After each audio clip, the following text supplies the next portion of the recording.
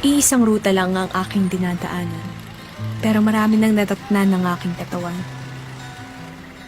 Bakit ako'y naangking ng iyong mga mata? Mahalaga lang ba ako dahil sa aking itsura? Gusto kong makauwi ng di nasasaktan.